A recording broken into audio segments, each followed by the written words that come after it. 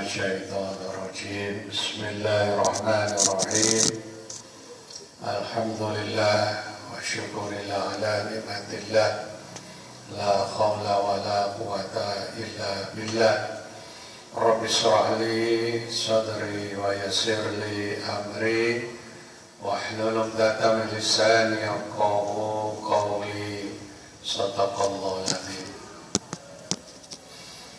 Bapak Ibu, jamaah sholat isya, jamaah sholat tarawih yang dirahmati oleh Allah, panjatan puji syukur kehadirat Allah Subhanahu wa Ta'ala. Pada malam hari ini Allah mentakdirkan kita bisa ketemu lagi dengan bulan suci Ramadan. Mudah-mudahan amal ibadah kita, doa-doa kita, puasa kita diterima dan dikabulkan oleh Allah Subhanahu wa Ta'ala. Amin ya rabbal alamin. Salawat serta salam tetap tercurahkan kepada junjungan kita Nabi besar Muhammad Rasulullah sallallahu alaihi wasallam. Hadirin yang dirahmati oleh Allah,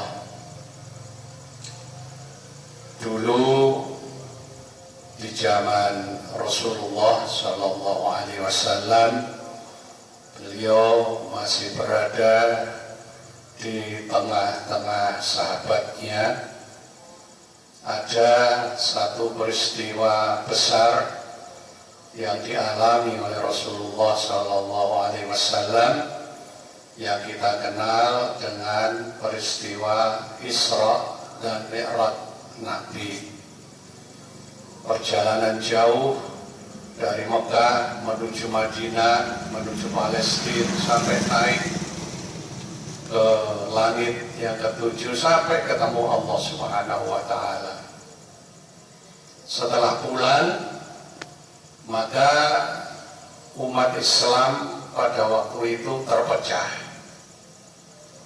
Ada yang lebih yakin atas peristiwa itu, kelompok orang-orang yang imannya bertambah tebal, termasuk Sayyidina Abu Bakar As-Siddiq. Bahkan Sayyidina Abu Bakar mengatakan, lebih dari itu saya percaya kalau itu Nabi yang melakukan Rasulullah. Tapi sebagian mereka yang sudah masuk Islam keluar lagi, kembali agama nenek moyangnya, mengelompok ke Abu Jahal, Abu Lahab, kelompok ke sana, karena dia tidak percaya, bahkan mengatakan Muhammad itu sudah tidak waras. Karena pada waktu itu perjalanan itu bukan naik ke langitnya, dari Mekah saja menuju Palestina itu berbulan-bulan. Oh, ini cuma semalam, jadi tidak masuk akal. Dan memang tidak masuk akal, karena itu adalah kekuatan yang datangnya dari Allah Subhanahu wa Ta'ala. Itu yang terjadi di zaman Nabi. Sekarang pun kita mengalami musibah nasional. Ada wabah yang melanda negara kita sebelum melanda negara-negara yang lain. Jadi umat Islam juga begitu sekarang.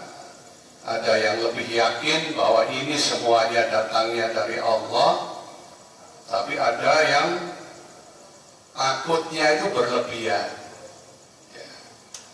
Takut itu boleh, tapi kalau berlebihan itu ya tidak boleh.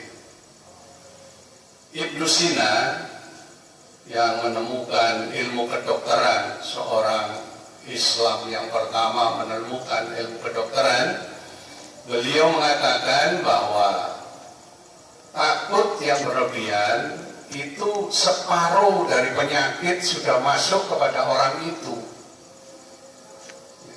Apa nih coro Jawa nopo takut berlebihan itu kebacut.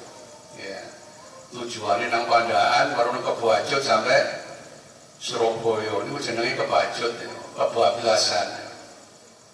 Dan virus itu memang ada. Tapi kalau ada sudah demikian, maka kita kembalinya kepada Al-Quran dan Sunnah Rasul. Nabi sudah mengatakan, aku tinggalkan dua hal. Apabila dua hal kau pegang teguh, kamu akan selamat. Selamat dunia, selamat akhirat. Ya.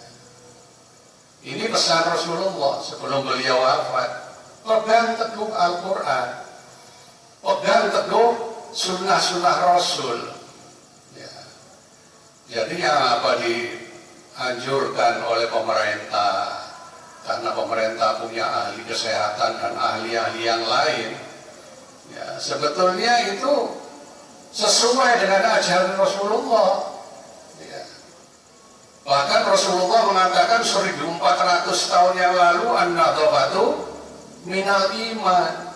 Kebersihan itu dari iman kita. Maka bukan saja tangan kita yang dibasuh, ya. 5 kali dalam sehari Islam mengajarkan untuk membersihkan diri. Mandi aja setiap hari 2 sampai 3 kali, itu yang mandi. Yang jelas 2 kali kita pasti mandi, pagi dan sore. Sebelum subuh mandi, karena kita mau sholat. Apa yang dianjurkan oleh Rasulullah? Bukan saja membersihkan tangan, ya, tapi membersihkan lisan, membersihkan hidung, membersihkan kuping. Semuanya dibersihkan, itu ajaran Islam. Ya. Jadi kalau sekarang mau masuk masjid itu harus membersihkan tangan dan lain sebagainya, itu memang ajaran Islam itu. Jadi yang masuk masjid itu mesti bersih. Jadi masih gak direnggangi, sak meteran ini orang apa-apa. Mau pakai bersih kok. Ya, gak apa-apa. Dan itu harus dijelaskan. Ya. Udah kan dijelaskan, kalau sih tersinggung, aku kok jaraknya atau temen sih, aku gak loro kok. Jangankan sakit parah, sakit batuk saja dianjurkan untuk tidak ke masjid. Kenapa? Ganggu sebelah kita kalau batuk terus saja. Ini Bapak dan Ibu sekalian, sehingga kalau kita berpegang kepada Al-Quran, kita bersyukur kepada Allah Subhanahu wa Ta'ala. Sekarang kita diuji oleh Allah. Sabar apa enggak? Diuji dengan kejadian seperti ini. Ya. Moga panjenengan, kalau sudah Rasulullah yang mengatakan, itu benar adanya. Nabi mengatakan bahwa tempat yang paling baik itu masjid. Ya. Itu Rasulullah mengatakan tempat yang paling baik masjid, rumah Allah. Makanya masuk keluar masjid diatur. Kenapa? Ini rumah Allah. Masuk pakai doa, tangan kanan didahulukan, keluar pakai doa. Orang yang punya hadas besar dilarang masuk masjid dan lain sebagainya diatur. Jangan duduk dulu sebelum sholat tahiyatul masjid, diatur. Kenapa? Ini rumah Allah. Maka Nabi mengatakan di dunia ini yang paling baik tempat itu masjid. Dan tempat yang paling tidak baik kata Nabi, pasar. Jadi wong goro itu pasar itu. Itu paling yang tidak baik itu pasar gitu.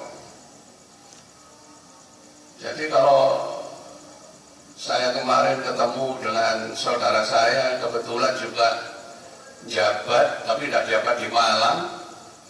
Saya ngomong, Mas, pasar itu sampai ngatur pisan. Dalam metune, ojo masjid kok diatur. Saya ngomong gitu. Ya. Pasar itu bisa diatur, caranya orang masuk, caranya orang keluar. jaraknya itu diatur, petugasnya banyak kok. Akan dari guyub doa.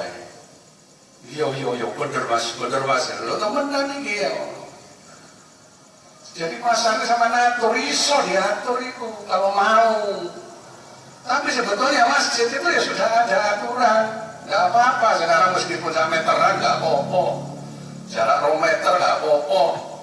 Pokoknya masjid itu sudah ditutup, ya.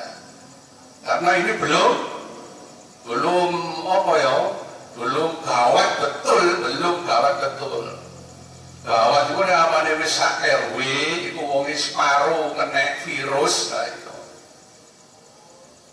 Hadirin yang dirahmati oleh Allah, monggo kita kembali kepada ajaran Rasulullah Sallallahu Alaihi Wasallam. Silakan panjenengan di rumah saja.